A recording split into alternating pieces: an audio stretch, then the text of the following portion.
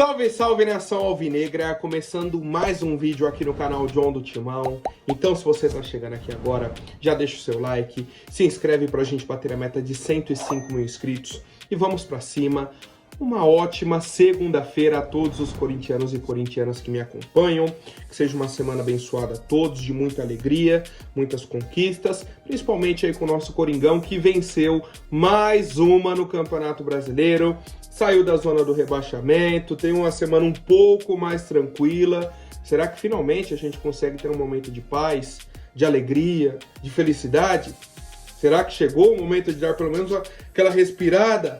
Parece que sim, né? Pelo menos nesse instante a gente consegue ter uma semana mais tranquila e vamos acompanhando, né? O John tem mais algumas novidades aí, principalmente de patrocínio master, a gente vai falar da partida e muito mais. Peço que me sigam nas redes sociais, Instagram, TikTok, Kawaii, Twitter, todos os links aqui embaixo na descrição. Peço também para quem quiser aí se tornar membro do canal, tem a opção aqui embaixo no vídeo, né? Tornar-se membro e tudo mais. Teremos muitas vantagens para quem se tornar membro, vai conteúdos exclusivos e muito mais. Vamos para cima e editor, pode rodar a vinheta. Salve o Corinthians! Bom, vamos falar da partida. O Corinthians entrou em campo ontem contra a equipe do Bahia. A gente já vinha falando desse jogo, um jogo complicado. O Bahia é um time que está na parte de cima da tabela, brigando ali pelo título, brigando por uma vaga na Libertadores. Está na briga lá em cima. O Corinthians jogando fora de casa, vem de uma vitória contra o Criciúma. Estreia do Ramon Dias contra o Criciúma, jogadores chegando, é aquele momento ainda de desconfiança. Primeira mudança, esquema tático. Mudança no esquema tático. Jogamos no 3-5-2. Estreia do André Ramalho na defesa, fazendo ali um trio com Kaká e Félix Torres. Os alas, Mateuzinho e Hugo. Meio campo com Alex Santana e Rian. Rian tendo uma oportunidade como titular, o Alex Santana no segundo jogo, aí na frente Garro, Yuri e Romero.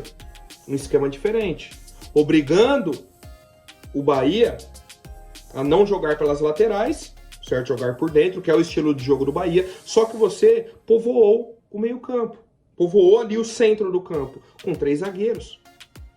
E foi onde o Corinthians teve vantagem na partida, principalmente no primeiro tempo. Foi um primeiro tempo assim, muito bom do Corinthians, onde a gente começa tirando um pouco da pressão do Bahia. O Bahia começou o jogo em casa, vai pra cima e tal, o Corinthians tira a pressão, começa a ganhar confiança, começa a criar chances e depois começa a marcar lá em cima. O Corinthians começou recuado, acabou o primeiro tempo no campo de ataque, criando chances, abafando o Bahia. O famoso nó tático, né, que o pessoal fala, do Ramon Dias no Rogério Ceni. A questão é, no segundo tempo, por conta do Corinthians já ter 1-0, o Bahia vem pro jogo. E como que o Corinthians fez 1-0? No lance de contra-ataque. Uma roubada de bola do Alex Santana, achou o Yuri, deu passe em profundidade pro Yuri, inverteu a bola pro Romero, puxou pra esquerda, bateu no ângulo, golaço. E tivemos outras oportunidades de contra-ataque, de criarmos mais chances. Teve até o gol do Yuri, né, que estava impedido e tal. Então o Corinthians teve volume de jogo, um jogaço do meio campo, os 2 alas seguros, a linha de defesa. Eu acho que o setor que mais ficou devendo foi o próprio ataque, com o Yuri e com o Romero, tá? O trio do meio campo, Garro, Alex Santana e Rian, sem palavras. Os 2 alas, cara, jogo muito bom, jogo muito bom dos dois. Mateuzinho e Hugo entenderam ali o que eles precisavam fazer. E a linha de defesa, o principal ponto, junto até do goleiro Hugo Souza. Outra grande partida dele. O André Ramalho parece que é jogador do Corinthians há 3 anos, que é nosso capitão, que é isso e aquilo. Jogaço do André Ramalho na estreia dele. E no segundo tempo, o Corinthians soube administrar, até mais ou menos ali uns 35 do segundo tempo, quando fizemos algumas mudanças, a saída do Garro, até um esquema tático, né, que o Ramon Dias mudou, foi pro 3-4-3, com 3 atacantes, Giovani, Yuri e Wesley. E tivemos oportunidades no contra-ataque também. E aí o Mateuzinho finalizou uma, o Yuri também puxou 2 ali e errou o passe, né? Acabou matando ali o contra-ataque. E o Bahia também teve chances. Aí aparece o Hugo Souza, aparece a trave 2 vezes, né? Uma finalização que a bola pegou já em cima na trave e saiu, a outra pegou na trave, pingou na linha e saiu. 100 gols do Bahia. E é isso. Sufoco ali no final, sufoco, mas 3 pontos. Um alívio. Um alívio. Como eu disse, né? Uma grande atuação coletiva do Corinthians. É um jogo que você assiste e fala, cara, pô, verdade, o Corinthians consegue marcar um outro time, o Corinthians consegue abafar o outro time, o Corinthians consegue ter um meio-campo que não fica aquele espaço.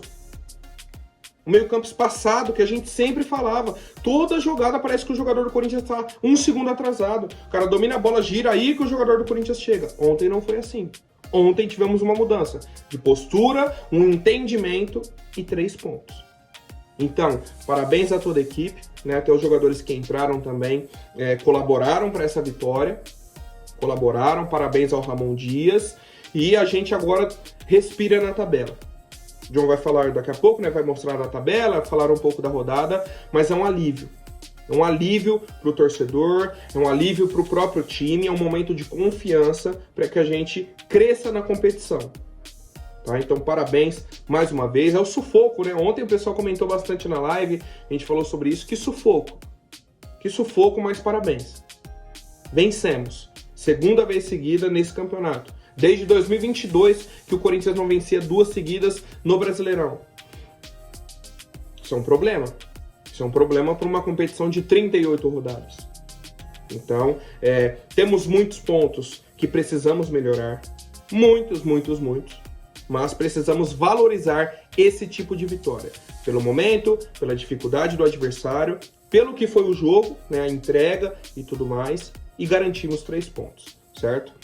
Nosso técnico Ramon Dias elogiou também bastante a equipe, tá? Ele falou, ó, analisamos com o Emiliano e todo o corpo técnico a qualidade de jogadores que teríamos para essa partida e vimos que desde o início da semana começamos a trabalhar taticamente e a equipe respondeu muito bem com atitude e agressividade.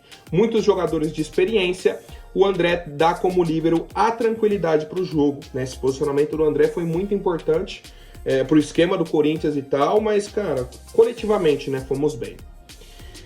Realmente a equipe respondeu muito bem, no primeiro tempo muito bem, no segundo com alguma dificuldade, mas o Bahia tem um jogo muito bom por dentro e te complica. A equipe teve determinação, agressividade, creio que foi merecido o triunfo, estamos contentes. Os jogadores interpretaram muito bem o tipo de partida que teríamos que fazer. Volta aquilo que a gente falou sobre postura e tal, e é isso, certo? E é isso. Agora eu queria voltar num dos principais debates que tivemos ontem na live sobre a questão do Yuri Alberto. O Yuri Alberto é o 8 ou 80.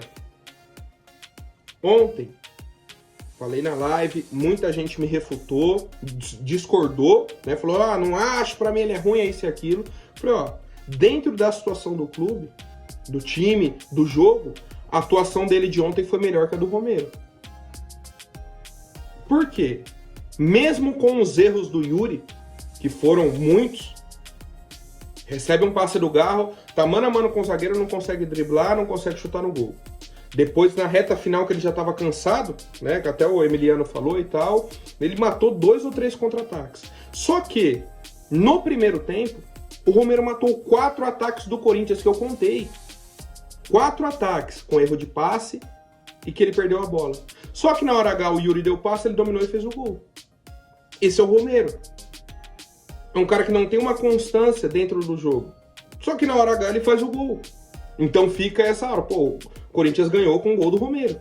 Mas o jogo jogado, o Yuri foi mais participativo do que o Romero. O Yuri conseguiu 3 amarelos pro Bahia. O time do Bahia acabou o jogo com 3 amarelos. Na verdade, 4, mais um jogador tomou amarelo no banco, nem entrou no jogo. Os 2 zagueiros tomaram amarelo, por falta no Yuri, e o volante tomou amarelo, que fez outra falta no Yuri. Então ele sofreu 3 faltas para amarelo. Mas só amarelo isso. Entendo. O debate ontem foi, tá, mas aí você tira o Yuri e coloca quem? Esse é o grande problema hoje. Se a gente tivesse um jogador no banco, bem, jogando bem, pô, eu seria o primeiro aqui a falar. O Yuri tem que ir pro banco, coloca o outro jogador. Mas a gente entrou nesse debate. Se colocar o Pedro Raul, meu Deus do céu, não tem condições. O Corinthians não tem esse jogador no banco. O pessoal testou, põe o Giovani. Não é do Giovani. É um jogo do Giovani naquela função ali, pro torcedor falar, meu Deus do céu, esquece. Ai, a base é horrível. A gente sabe como que é a torcida. A gente sabe como é, tá? É um erro, na minha opinião, de montagem de elenco. Aí eu concordo plenamente. Plenamente. Certo? Então a gente vai continuar sofrendo um pouco com o Yuri, apesar dessas duas vitórias na sequência, mas vamos continuar com ele aí e torcer, né, para que ele retome uma boa fase, retome aí a fazer gols e ajudar o clube, certo? É o que dá pra gente esperar nesse momento, mas eu entendo, cara, plenamente, tá? A visão do torcedor, o sentimento sobre o Yuri Alberto, mas é isso, certo? Bom, vamos falar aí sobre a tabela agora, pra gente entender um pouco da situação do Corinthians. Subimos aí pra 14ª colocação, agora 18 pontos em 18 partidas. Uma situação agora mais cômoda, que a gente abre 2 posições da zona do rebaixamento, mas é o seguinte, é uma tabela mentirosa. E eu vou explicar o porquê. Temos apenas 8 times no Campeonato Brasileiro com 18 jogos. O restante tem jogos a menos. O Criciúma abaixo do Corinthians tem jogo a menos, o Cuiabá, o Grêmio, o Flu. Desses 4 times que eu falei, temos 3 que têm possibilidades de ultrapassar o Corinthians. Então, se a gente perde 3 posições, estaríamos na zona do rebaixamento. Não estamos hoje, por conta desses jogos atrasados. E o jogo atrasado é uma situação hipotética. O time pode vencer como não pode. Então fica na dúvida. O que existe hoje é a dúvida. Se o Corinthians estaria ou não. Fato é, nesse momento não está e a gente vive o momento. Quando a tabela regularizar e tudo mais, aí teremos a real situação. Mas hoje, até essa posição do Corinthians dá tranquilidade e joga a pressão para os demais clubes. O Vitória, por exemplo, vem numa sequência aí de 3 derrotas. Perdeu nessa rodada para o Grêmio, que é o time que está abaixo deles ali. O Flu venceu ontem também. O Atlético Goianiense não venceu, agora é o Lanterna. O Flu com uma vitória passou o Atlético Goianiense. Está com a mesma pontuação, mas ultrapassou o time. Então, é um jogo psicológico também, é um campeonato psicológico. Muito, muito, muito psicológico. E nesse momento, o Corinthians está confiante, está bem confiante, voltou a jogar bem e tem a possibilidade de crescimento. Qual que é a questão? Próxima rodada é Corinthians e Grêmio. É a rodada para você confirmar a sua confiança, confirmar a boa fase, ou mostrar, não, foi... Não é nem o sem querer, foi momento, sabe? Foi só o fogo de palha. Tomara que não seja. O que a gente torce é para que não seja. Quinta-feira é casa cheia, Neoquímica Arena cheia, empurrando o time, apoiando, atrás de uma vitória contra o Grêmio. Se a gente consegue essa vitória, a terceira seguida, cara, aí é uma confirmação de que a gente melhorou, de que a gente não vai brigar para cair, sabe? Vai ter ali um campeonato pelo menos de meio de tabela e muda já o foco para a Copa do Brasil, Sul-Americana e tudo mais. Bom, família, seguindo com as novidades, coisa rápida agora, né? Vou tentar dar aquele sprint para atualizar o torcedor corintiano. Coronado não foi para o jogo ontem por problemas físicos. O Corinthians não deu muitos detalhes sobre o condicionamento dele. A gente aguarda aí essa situação. O Ranieri estava suspenso, agora retorna para o time, né? Tinha tomado o 3º amarelo. Por outro lado, se temos o retorno do Ranieri, temos a ausência do Alex Santana. Ele tinha 2 amarelos aí pelo Atlético Paranaense no Brasileirão, tomou o 3º pelo Corinthians e está suspenso. Ô, John, mas ele tomou 2 amarelos pelo outro time e esse pelo Corinthians. São 3 amarelos para o jogador. Então está suspenso, não enfrenta o Grêmio. Seria importante tê-lo em campo, mas acabou acontecendo aí, está suspenso. Já o Gustavo Henrique, zagueiro, estava no banco, nem jogou ontem, tomou um amarelo no banco, está suspenso para a partida contra o Grêmio também. Sorte que já chegou aí o André Ramalho, né? Temos o André Ramalho, Kaká, Félix Torres. Talvez o Ramon Dias volte para a formação na linha defensiva com 4 jogadores, né? Apenas 2 zagueiros em campo. Talvez mantenha o 3-5-2. Vamos ver aí o que ele vai fazer para a próxima rodada. Bom, família, o volante Charles desembarcou nessa manhã de segunda-feira aqui em São Paulo.